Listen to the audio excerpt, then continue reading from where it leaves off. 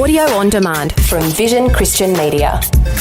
You forgot who you are, and you've forgotten whose you are, who you belong to. That's why you won't risk. And every life experience that you've gone through, God wills it to be so, because it's all training ground for the day you will have something in your gut that says, man, I need to do this. If you say no, you'll never know what it is to fulfill your purpose. Today with Jeff Vines, pastor, apologist, and Bible teacher.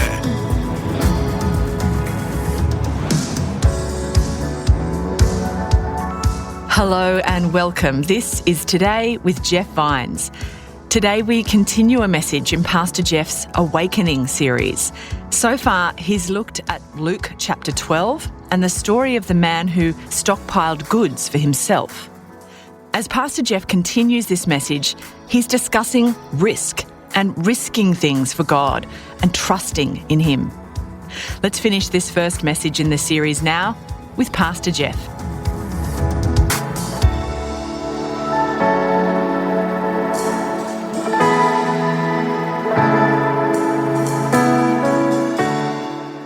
For God so loved the world that He gave His only Son, that whoever believes on Him will have what kind of life?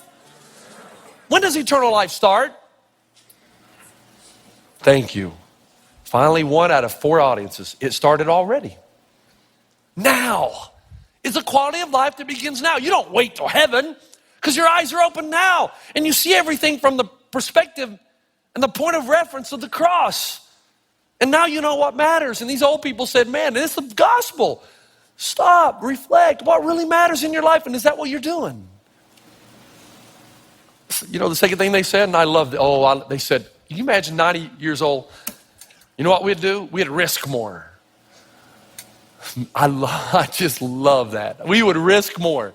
We would not live a safe, mundane, mediocre, average life, because it's not about whether you win or lose. It's about whether you took the risk. Jesus said in John 10:10, the thief comes to steal and kill and destroy. I have come that they may have life and have it to the full. And I want you to hear me. Guys, those of you, man, God is moving in your life and He's trying to get you out of that rut and mediocrity. But you have to understand there is no fullness of life without risk. None. Because the abundant life is to go where most people are afraid to go. But it's the one Jesus calls you to. They said we would have risked what was down deep inside. We would have followed. By the way, that right there leads me to the real problem in America today. The real problem is that they have taken the original Star Trek off the air.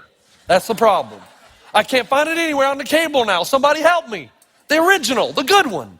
Because Leonard Nimoy, as they come out in this horrible fake starship into the darkness, and he would say, challenged, now say it with me, to go where no man has gone before.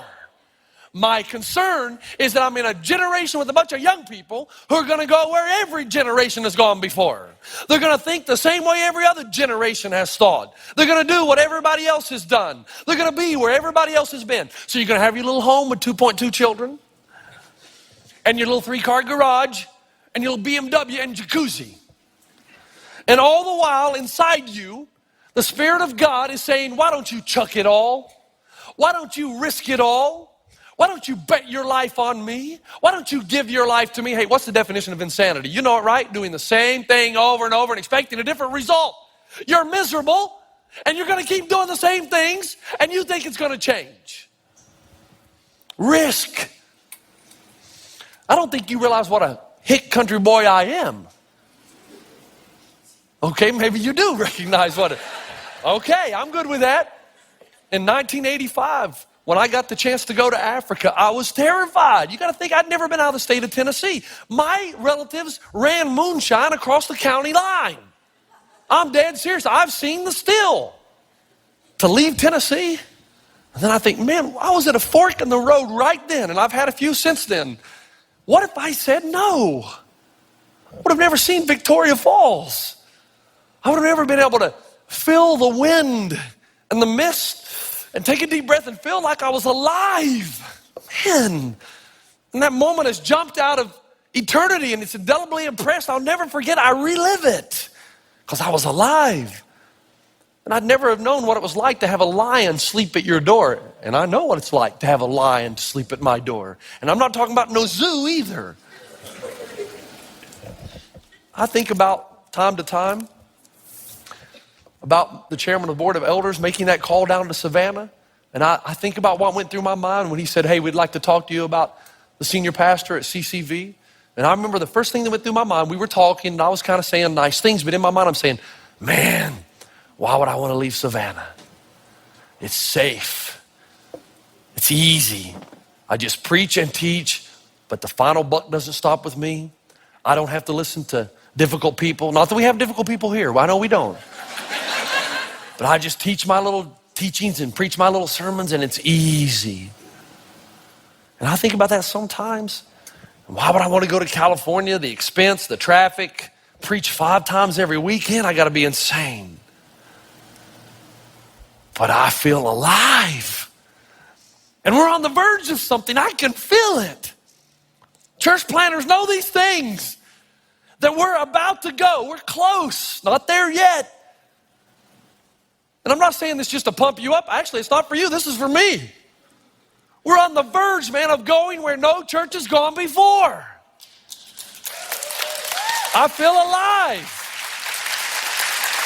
What if I said no? How many of you guys and gals, how many of you young people are going to live lives of quiet desperation because you won't risk?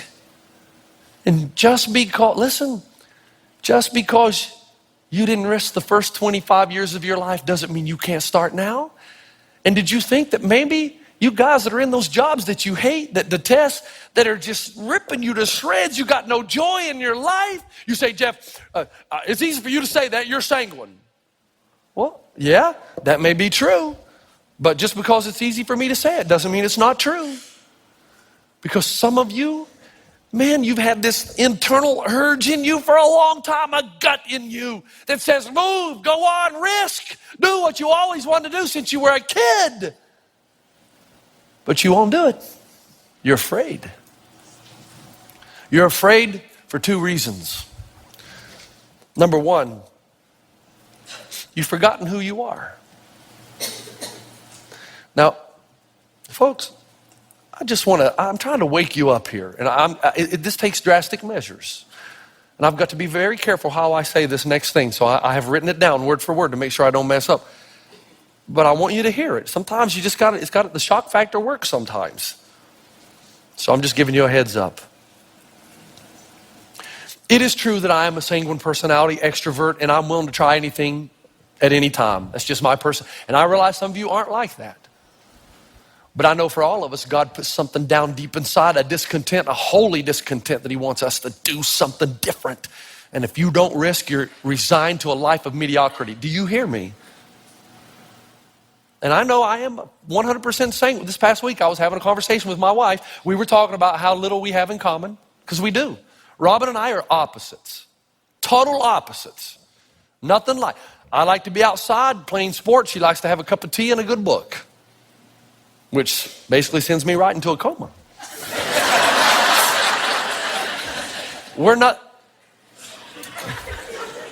We talked about but we do have something in common, our love for God and his work in our lives. And I want to tell you, if not for that, I'm not sure we'd be together. But if you have that, you have everything. You don't need anything else, understand? If you both love the Lord, man, you're all about him. But I made her laugh for the first time this week in 15 years. Now, don't take that wrong, because my wife is not somebody. My wife smiles when I empty the dishwasher and run the vacuum. I've shared that with you before. To make her really laugh is a hard thing. But I made her laugh. Because I told her, I said, honey, we do have something in common. She said, what's that? I said, we both love me. Now, you can see some of you wives, your husband saying that, right? And I didn't mean it. I just said it to make her laugh. And she laughed. She didn't want to laugh, but she couldn't hold it back. She was laughing so hard. So I know that I'm that personality. But I want all of you in the room to hear this next 3 minutes, all right? Very carefully. It's true. You were once a sperm. You were. It is what it is. You can say that in church. And not only that, you were 1 in 5 million. 1 in 5 million. And you all lined up at the starting line.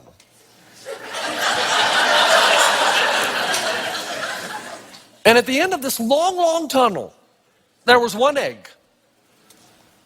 And there was a race. And you won. You came first, baby. You're a winner.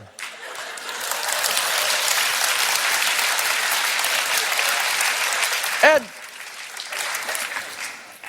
I mean, the Olympics, that's like child's play compared to the race you won. Because you are here by divine design. There is a divine appointment and a hole in the universe that only you can fill. Which is what David says in Psalm 139. I'll praise thee, for I am fearfully and wonderfully made. Marvelous are thy works, and that my soul knoweth well. You know what that word means? This is my 4th time in my ministry of explaining this verse. It means you are wonderfully, that's the Hebrew word for intricate detail, piece by piece, personality, temperament, everything. God shaped and formed you exactly the way he wanted you to be, with all your hang-ups and everything. And every life experience that you've gone through, God wills it to be so. Because it's all training ground for the day you will have something in your gut that says, man, I need to do this. If you say no, you'll never know what it is to fulfill your purpose. If you say yes, you'll live. You'll really live. And then you'll be wonderfully and awesomely made. People will stand back and say, wow, look at that guy go. You forgot who you are. And you've forgotten whose you are, who you belong to. That's why you won't risk. My friend John Ortberg, who used to be at Chicago at Willow Creek, says that when he was at Chicago, he came to LA with a bunch of his minister friends. They went downtown just to find something to eat. Found out later they weren't exactly in the good side of town. And all of his friends went home. He decided he would stay a little longer and reflect. So it was late into the night. In fact, early in the morning when he left, he came out onto the street, turned to the left, and he saw 2 guys that were just hammering each other. And one guy was pulverizing the other guy. And he said, I'm a pastor. I couldn't just walk away, but I'm also afraid. I also couldn't get smacked around. So he said, I don't know what came over me, call it risk or whatever, but I looked at the 2 guys and I said, stop that now. And the 2 guys looked at him and their eyes got big and they ran away. And he said, and don't come back. And he says that he turned, feeling pretty good about himself, and he ran into Mongo, who was the 6'8", 275-pound bouncer at the restaurant. And he said to this guy, he says, let me describe him. If Hercules and Xena Princess Warrior had a child, this would be it. His spiritual gift is breaking up fights. And then he says, I started to think about this. How brave would I be if Mongo was always behind me? But then he says, but God is always behind me and he's bigger than Mongo. And when there's an internal something in me that says, take a chance, risk. Young people, hear me. Oh, please hear me. Listen, what is it that you want to do? Get it done. What is it that you want to be? What are you doing to do with your life? Do it. And maybe stop and say, this is God in me. Want me to step out and risk, and it's going to take faith. Man, that's why I love Abraham. That guy, 94 years old? Okay, 94, wakes up one morning, Sarah, Abe. Sarah, I had a dream. I had a vision. What now, Abe? What kind of vision? We're going to create a new people, a new humanity, a new epic in human history. We're going to leave this place, launch out in the unknown, risk everything for God. Why, Abe? Because that's what God wants me to do. I can feel it. Abe, yes, Sarah, how's this new humanity going to begin? I'm glad you asked, Sarah. And what did they name the child? Isaac, which means laughter or joke. How would you like that to be your name? God, you got to be kidding, 94 years old. And you know what she said about feeding the child? And the next thing we hear about Abraham and Sarah comes out of Hebrews 11, verse 8. Abraham and Sarah are leaving the Ur of the Chaldees, not knowing where they are going. Abraham's going down the road with a walker. Where you going, Abe? I don't know. What are you going to do? I don't know that either. Why are you leaving? Because God has given me a vision that I can do something fantastic for his kingdom. And I'm tired of living in that boring old tent. These people said, listen, if Christianity is anything, it is not a call to be safe. They said they would reflect more. They said they would risk more. And finally, they said, I would do more things that would live on after I die. Now, I'm out of time, so you got to stay with me. You got to speed up and get it done. They would do more things that would be remembered after they died. Now, they didn't say that they would be remembered, but the things they did would be remembered. Back in Tennessee, we had the Blue Hole, the fishing place that we would all go up to in Hampton. It was so deep. Nobody ever touched the bottom, to my knowledge. And I know that a few guys drowned trying to do that. Cold, deep. And you'd swing out on a rope from this branch. And it looked good from the shore.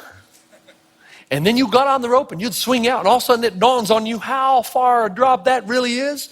And I know this from experience. First time you do it, it's like, no, you hold on for dear life. No way you're going to let go. It ain't going to, you just tie your wrist. Then you realize, I have to let go.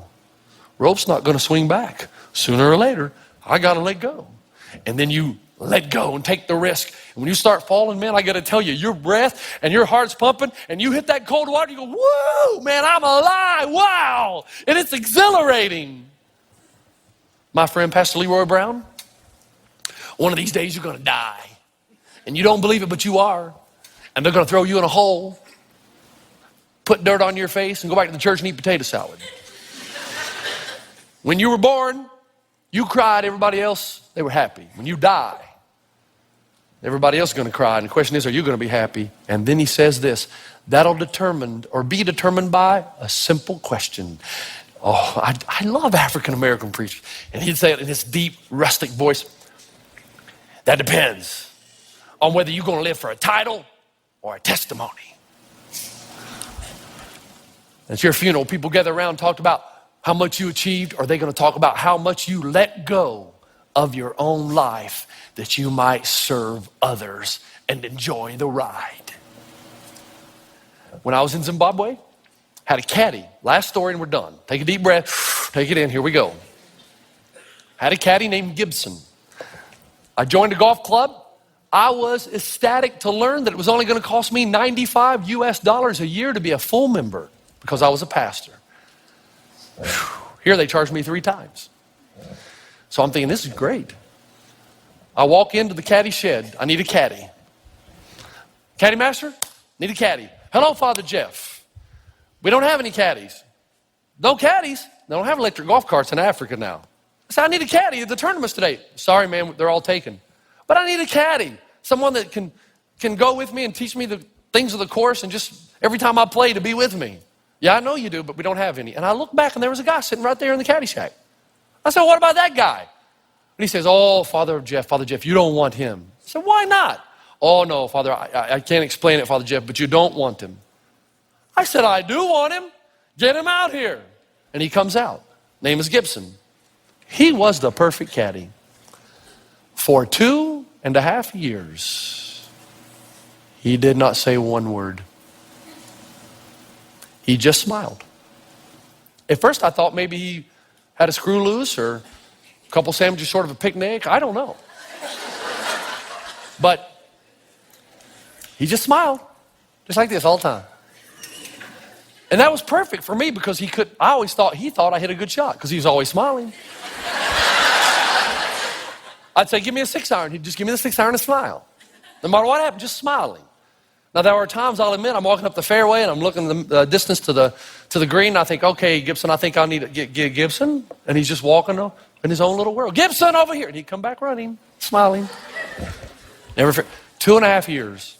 After he was caddying for me for 3 months, I discovered that every time I paid him, that the other caddies would beat him up and take his money.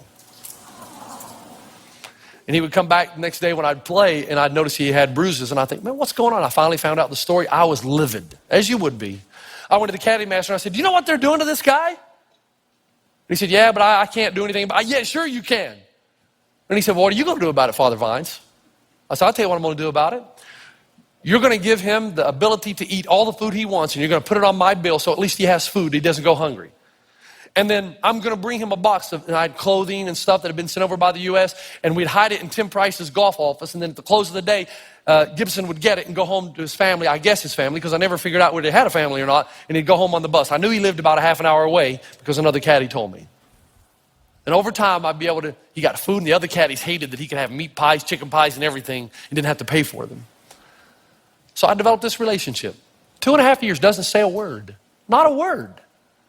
So I'd practice my sermons on him. I mean, he just smiled. I'm dead serious to you now. I was young, about 25. I'd practice sermons. I'd tell him about, I'd always talk about Jesus, what he does on the cross. I'd rehearse everything.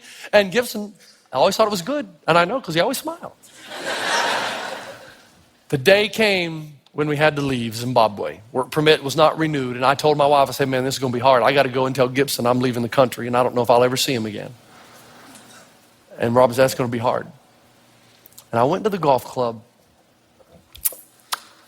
I said, caddy master, I need to talk to Gibson because this is his livelihood we're talking about.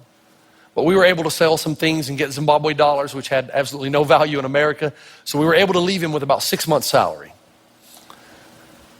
And gave him some clothes and stuff like that. And I said, Gibson, I know we've never talked, but I just want to tell you that I appreciate, it's been a joy getting to know you, and your smile is contagious, you know. And I love you, brother, and I wish you the very best. And I said a few other things. I turned to walk away. Gibson grabs my arm. Oh. Still smiling. He speaks. He only says this. He says, Jeff, I know Jesus. Thank you. That was it.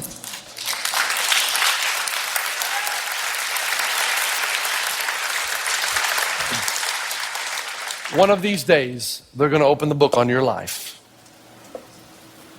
What's it going to say? Did you reflect about that and lived your life in light of that? Did you risk when God told you to, or did you settle for mediocrity? Because you forgot who you are and to whom you belong. And are they going to stand around when you die and talk about your title, or give testimony to the difference you made in other people's lives because you let go of your own to serve others? Man, that is gospel. And now it's your decision. Father, I thank you for your love, and I thank you for the manner in which you work in our lives, the way you open our eyes at times that our eyes need to be open. The gospel message, so encouraging. It lifts us up to know that you're behind us, and that the life often that we live is not the life you want for us at all. And we know you don't promise a life of protection where there'll never be pain. But you enable us and promise us the abundant life, that through the pain there's great growth. There can be even excitement and vitality, and the abundant life can be the result. I pray that our eyes would be open, our lives would be changed in Jesus' name. Amen. You've been listening to Today with Jeff Vines. Next time, we'll bring you a new message from Pastor Jeff. You can listen to more messages like this. Just search for Today with Jeff Vines wherever you get your podcasts. You make me wanna dance and sing with every single breath I breathe. I will bring this offering. You are my wonder, you make a wonder. Today with Jeff Vines. Thanks for taking time to listen to this audio on demand from Vision Christian Media. To find out more about us, go to vision.org.au.